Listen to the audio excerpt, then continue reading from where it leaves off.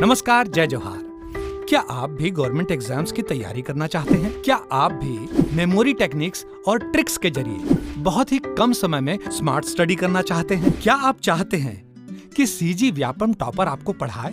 तो डाउनलोड करिए Yogendra Sahu classes app. यहाँ 10 से अधिक गवर्नमेंट एग्जाम्स क्रैक करने वाले और सीजी व्यापम टॉप करने वाले योगेंद्र सर CGPSC और सीजी व्यापम के अंतर्गत होने वाले सभी एग्जाम्स की तैयारी कराएं। तो डाउनलोड करिए Yogendra Sahu classes app to be the best, learn from the best.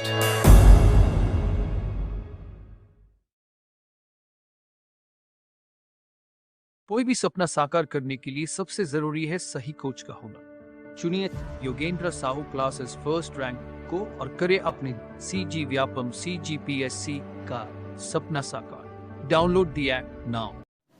नमस्कार दोस्तों, स्वागत है आपका योगेंद्र साहू ऑनलाइन क्लासेस में। तो पिछले लेक्चर में हमने देखा था भारत का राष्ट्रपति। तो हमने देखा था कि किस अनुच्छेद में उसका पद है, उसकी शक्तियाँ हैं, उसकी शपथ, शर्तें इत्यादि। ठीक, तो हमने अनुच्छेद 53 में उसकी शक्तियाँ देखा था। ठीक है, तो उसको अलग अलग प्रकार की शक्तियाँ प्राप्त है। कार्यपालिका, विधायिका, न्यायपालिका, सैन्य शक्ति, वित्तीय शक्ति, क्षमादान की शक्ति, ठीक है, आपातकालीन शक्ति।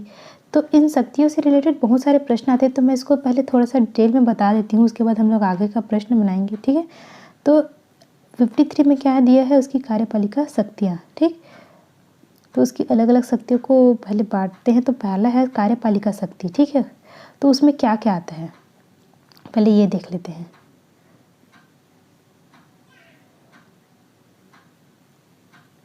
कार्यपालिका शक्ति, तो इसमें आता है कि प्रधानमंत्री की नियुक्ति, मंत्रिपरिषद की नियुक्ति, भारत के महान्यायवादी की नियुक्ति, केंद्र शासित प्रदेश के उपराज्यपाल की नियुक्ति और राज्यों के राज्यपाल की नियुक्ति किया गया, नियंत्रक महालेखा परीक्षा की नियुक्ति, ठीक, सर्वोच्च न्यायालय के मुख्य न्यायाधीश व अन्य न्यायाधीशों की नियुक्ति और संघ लोक सेवा आयोग के अध्यक्ष और सदस्यों की नियुक्ति, मुख्य निर्वाचन आयोग के आयुक्त की नियुक्ति। ठीक है, तो इन सभी की नियुक्ति ये क्या है, उसकी सभी कार्यपालिका शक्ति में ही आता है।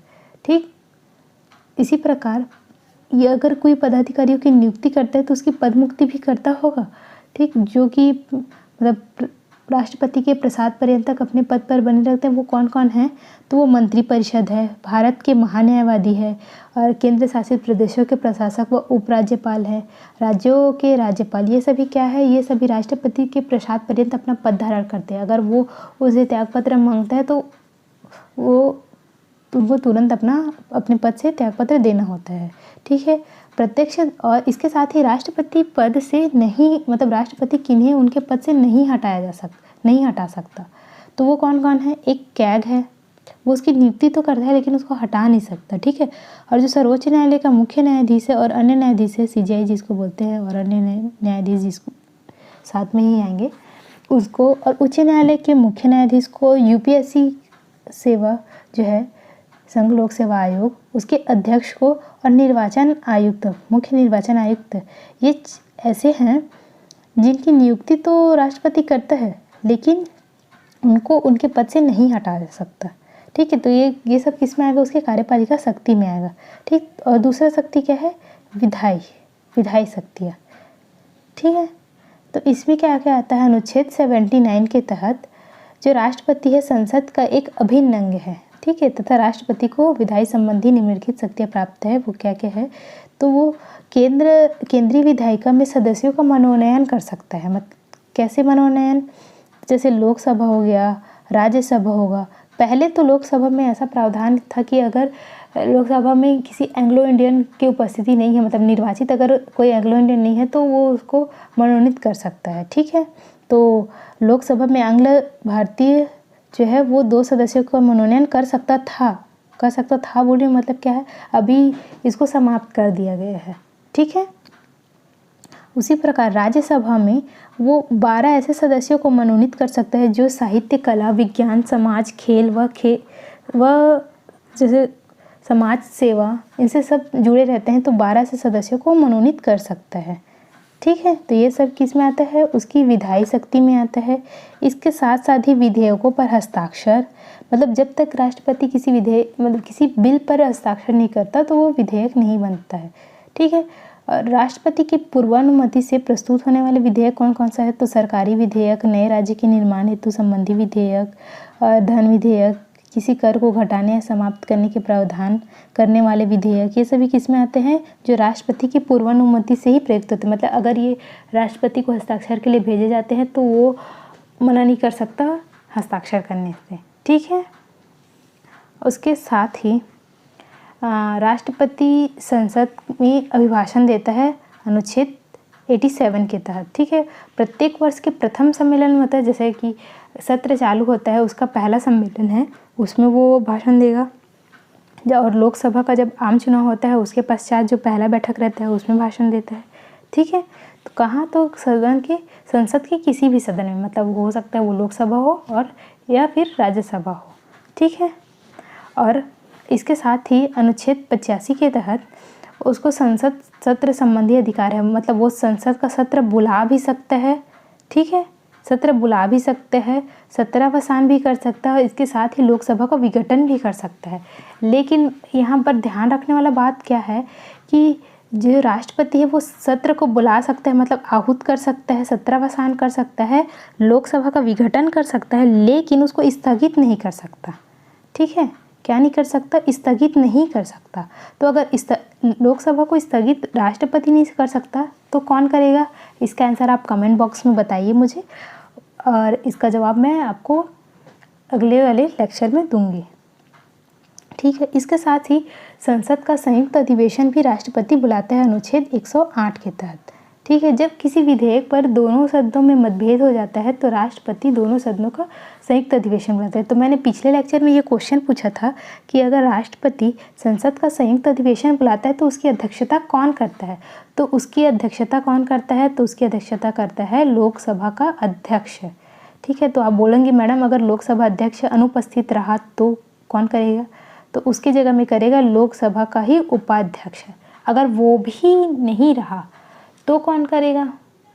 तो करेगा राज्यसभा का उपसभापति, ठीक, ना कि सभापति। सभापति क्यों नहीं? क्योंकि वो खुद उपराष्ट्रपति होता है, ठीक। राज्यसभा का सभापति कौन होता है? उपराष्ट्रपति होता है। तो वो सदस्य, मतलब वो संयुक्त अधिवेशन की अध्यक्षता नहीं करेगा। सबसे पहले अध्यक्षता कौन करता है? लोकसभा अध्यक्ष, उसकी अनुपस्थिति में उपाध्यक्ष, ठीक है।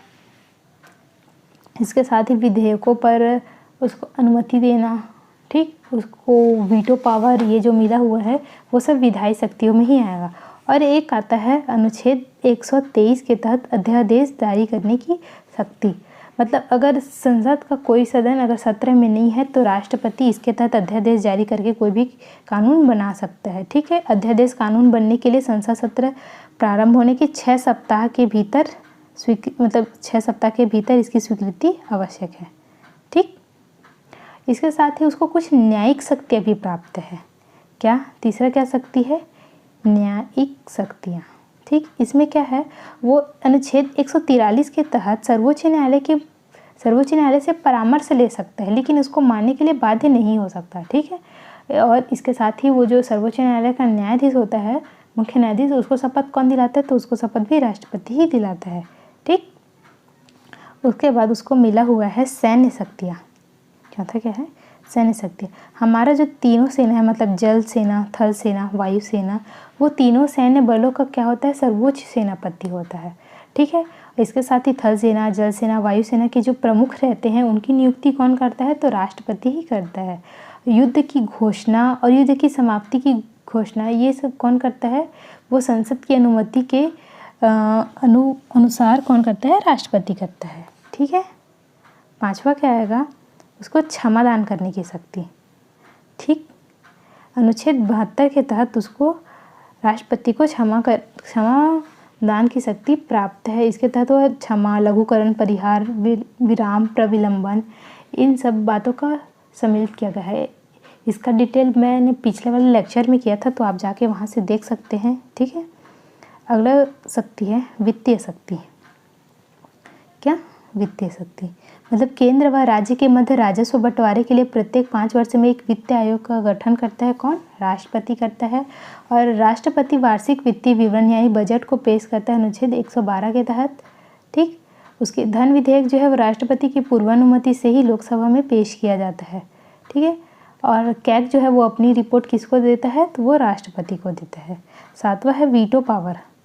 राष्ट्रपति को 3 प्रकार के वीटो प्राप्त हैं, मतलब एक पहला है एब्सोल्यूट वीटो, ठीक, जिसको अत्यंतिक वीटो भी बोलते हैं।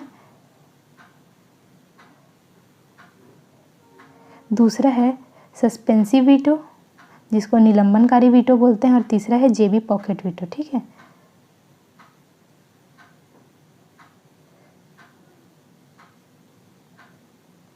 जेबी पॉकेट वीटो, ठीक। तो एब्सोल्यूट वीटो में क्या होता है, इसमें इस वीटो का उपयोग गैर सदस्यों के विधेयक संबंधी मामलों में होता है, ठीक। मतलब इसके लिए कह सकते हैं सरकारी विधेयक के मामलों में जब मंत्रिपरिषद ने अपना त्यागपत्र दे दिया हो और राष्ट्रपति ने उस पर हस्ताक्षर नहीं किया हो, ठीक, इस वीटो का प्रयोग प्रायः उस समय किया जाता है। इसमें राष्ट्रपति किसी विधेयक पर अनुमति नहीं देता बल्कि उसको अपने पास रोक कर रख लेता है, ठीक। सस्पेंसिव वीटो में होता है किसी विधेयक को पुनः विचार के लिए लौटा देता है, लेकिन जब मंत्रिपरिषद द्वारा सुधार करके या बिना सुधार किए उस विधेयक को वापस भेजा जाता है तो उसको अनुमति देनी ही पड़ती है। और जेबी पॉकेट वीटो में समझ लो उसको पॉकेट में रख लेता है, ना तो हाँ बोलता है ना तो ना बोलता है, ठीक है।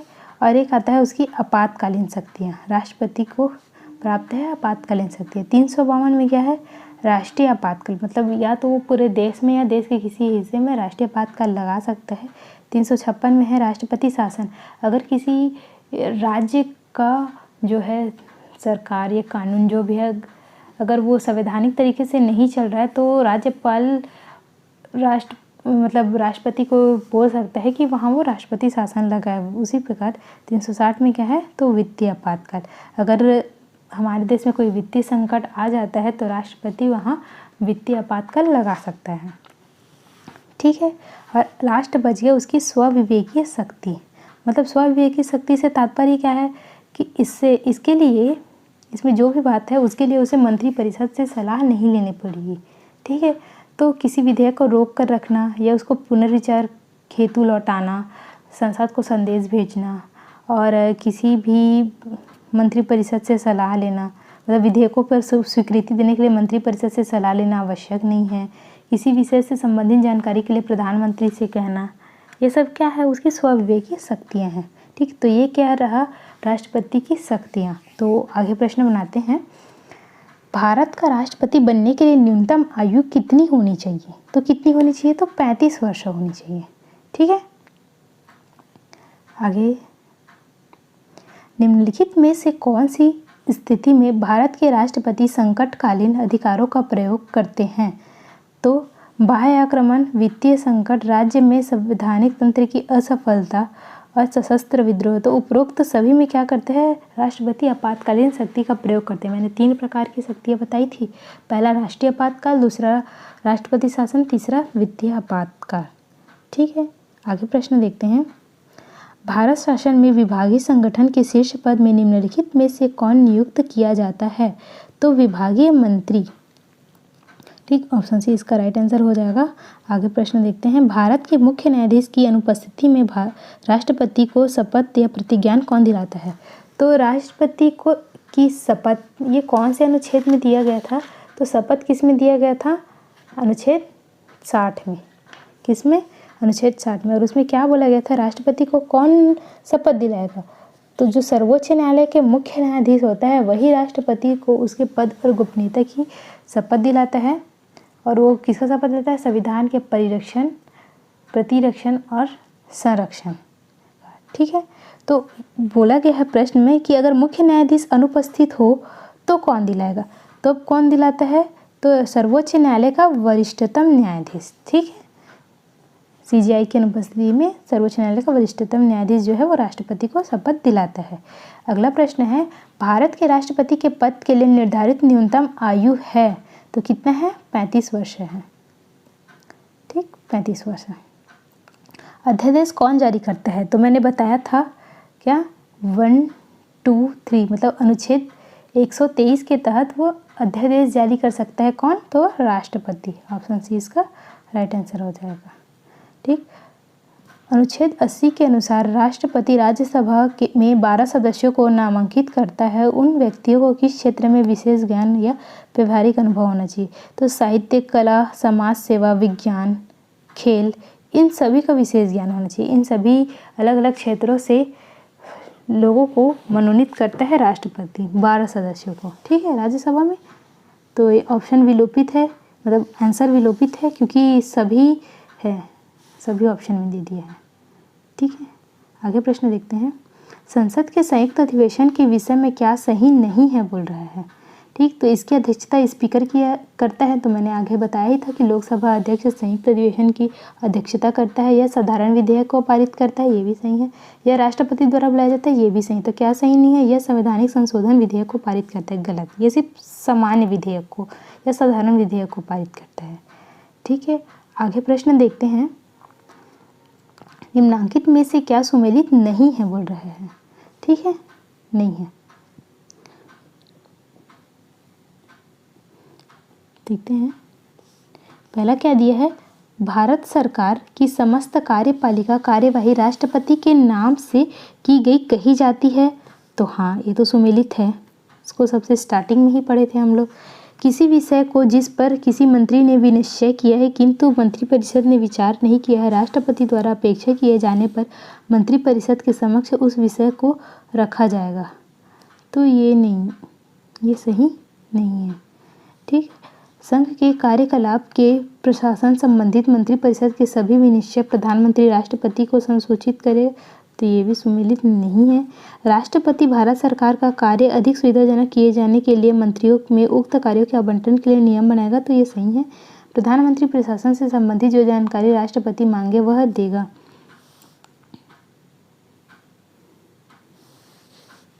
तो ये सुमेलित नहीं है।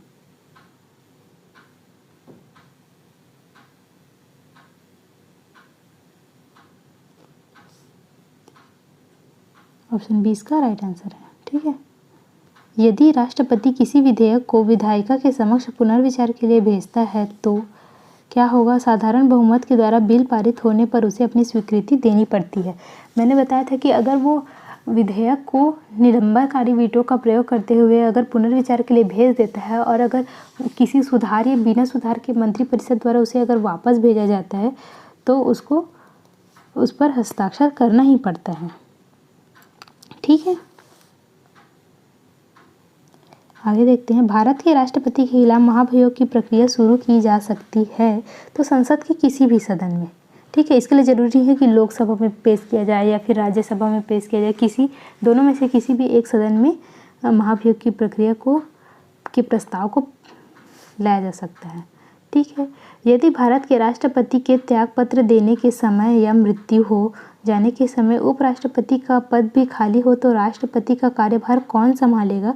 तो ये कौन संभालता है? भारत का मुख्य न्यायाधीश CJI जो है वो राष्ट्रपति का पद संभालता है। ठीक है, न्यायमूर्ति हिदायतुल्लाह एकमात्र ऐसे संवैधानिक पदाधिकारी थे जिन्होंने राष्ट्रपति उपराष्ट्रपति दोनों का पद संभाला था।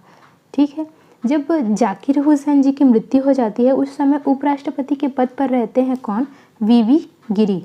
ठीक, ये क्या रहते हैं? Vice president. ठीक, तो नियम के अनुसार तो जब प्रेसिडेंट की अगर मृत्यु हो जाती है या प्रेसिडेंट का पद जो है वो रिक्त हो जाता है तो वाइस प्रेसिडेंट जो ही है, उपराष्ट्रपति जो ही है, वही राष्ट्रपति के पद का कार्यभार संभालता है। ठीक है, उसको कार्यवाहक राष्ट्रपति के रूप में कहते हैं। लेकिन इंदिरा गांधी ने इन्हें VV गिरी को चुनाव लड़ने के लिए कहा। ठीक, राष्ट्रपति का चुनाव लड़ने के लिए कहा, लेकिन इन्होंने कहा कि मैं तो पहले से ही उपराष्ट्रपति के पद पर हूँ, तब कैसे? तो इन्होंने बोला कि आप उपराष्ट्रपति के पद से त्यागपत्र दे दीजिए, उसके बाद राष्ट्रपति का चुनाव लड़ लेना। तो ऐसे में तो दोनों पद रिक्त हो गए ना। राष्ट्रपति का पद भी पहले से रिक्त था, कार्यवाहक कौन था? तो VV गिरी था। फिर वो भी अपने पद से त्यागपत्र दे दिए तो फिर दोनों पद रिक्त हो गया। तो उस स्थिति में इंदिरा गांधी ने एक विधेयक पारित किया जिसमें ये था कि अगर जब दोनों पद रिक्त हो जाए तो भारत का जो मुख्य न्यायाधीश है वही जो है कार्यवाहक राष्ट्रपति के रूप में कार्य करेगा। तो हिदायतुल्लाह जी ही एकमात्र ऐसे पदाधिकारी थे जिन्होंने राष्ट्रपति के रूप में काम किया। ठीक है, 63वां प्रश्न है लोकसभा और राज्यसभा की संयुक्त बैठक किसके द्वारा आहूत की जाती है? तो राष्ट्रपति द्वारा। ठीक है, 108 के तहत। 64वां प्रश्न है भारत के निम्नलिखित राष्ट्रपतियों में से कौन ट्रेड यूनियन आंदोलन से संबंध रहा है? तो वीवी गिरी। ऑप्शन ए वीवी गिरी। ठीक है,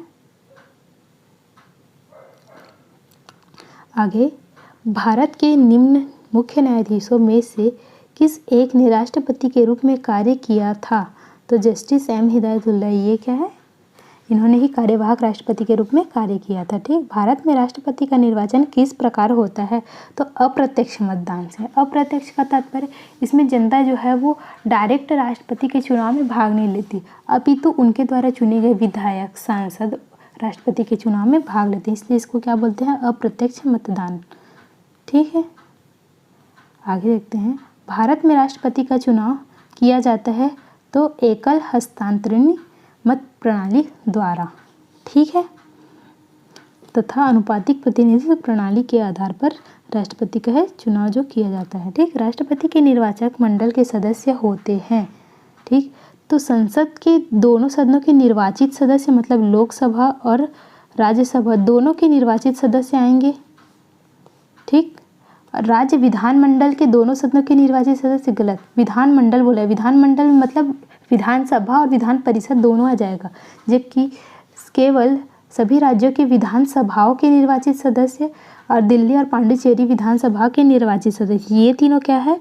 उसके निर्वाचक मंडल के सदस्य होते हैं। मतलब ये तीनों जो ही हैं वो उसके चुनाव में भाग लेते हैं। ठीक है, आगे देखते हैं राष्ट्रपति के निर्वाचन में राज्य का मुख्यमंत्री मतदान करने के लिए पात्र नहीं होता यदि वह राज्य विधानमंडल के उच्च सदन का सदस्य हो। उच्च सदन मतलब विधान परिषद, क्योंकि विधान परिषद तो राष्ट्रपति के चुनाव में भाग लेता ही नहीं है। और अगर जैसे कि कोई कोई राज्य होता है जहाँ 2 सदन होते हैं, विधानमंडल होता है, जैसे कि उत्तर प्रदेश, बिहार, ये सब हो गया, तेलंगाना, कर्नाटक, तो वहाँ विधानसभा भी है, विधान परिषद भी है, और मुख्यमंत्री जो है वो किसी भी सदन का सदस्य हो सकता है। तो यदि वो विधान परिषद का सदस्य है, कौन? मुख्यमंत्री, तो वो राष्ट्रपति के चुनाव में मतदान नहीं करेगा। ठीक है, ये बात आप ध्यान रखिए।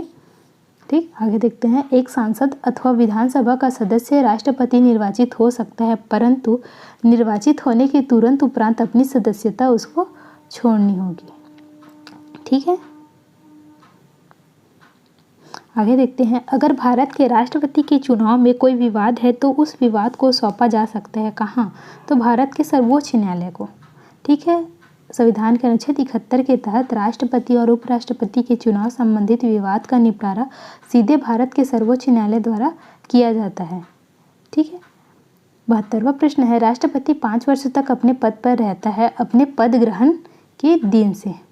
मतलब जिस दिन वह शपथ लेगा अपने पद की, उस दिन से ही आगामी 5 वर्षों तक वह अपने पद पर बना रहता है।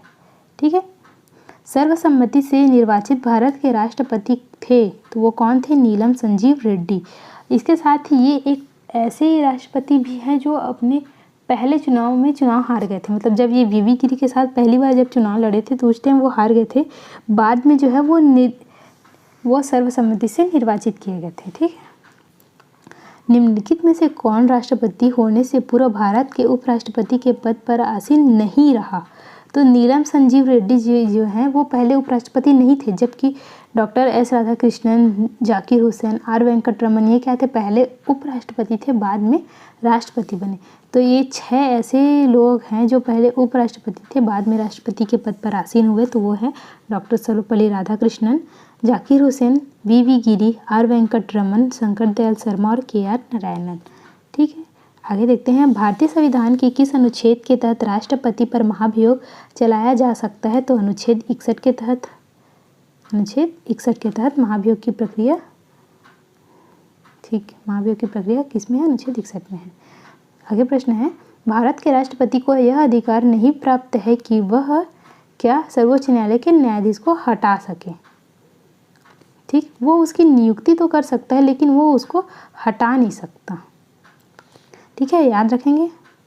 आगे देखते हैं निम्नलिखित में से कौन सा भारत के राष्ट्रपति के निर्वाचक गण का तो भाग नहीं है परंतु उसके महाभियोग अधिकरण का भाग नहीं है, तो राज्य की विधानसभा राज्यों का विधानसभा है। Option D. ये क्या बोलना चाह रहा है कि निर्वाचक मतलब जब राष्ट्रपति का चुनाव होता है तो उसमें तो विधानसभा जो है वो भाग लेते हैं, मतलब विधानसभा के जो निर्वाचित सदस्य है वो उसमें भाग लेते हैं। किसके किसके साथ? तो लोकसभा और राज्यसभा,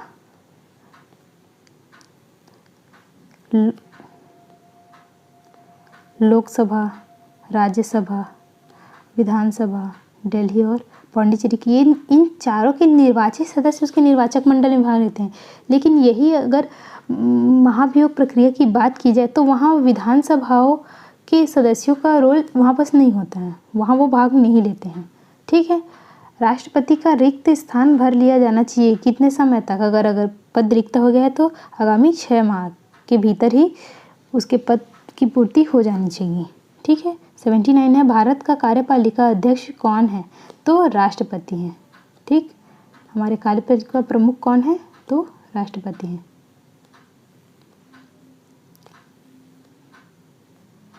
आगे देखते हैं प्रश्न। भारतीय संविधान में समस्त कार्यपालिका शक्ति निहित है, तो किस में निहित है? राष्ट्रपति में निहित है। ठीक, ऑप्शन सी इसका राइट आंसर हो जाएगा। आगे का प्रश्न हम लोग नेक्स्ट लेक्चर में देखेंगे। ठीक है, अगर वीडियो अच्छा लगे तो वीडियो को लाइक कीजिए। साथ ही अगर किसी भी प्रकार का डाउट हो तो आप कमेंट बॉक्स में पूछ सकते हैं, और इसी प्रकार के प्रश्न जानने के लिए बने रहिए योगेंद्र साहू क्लासेस के साथ। धन्यवाद।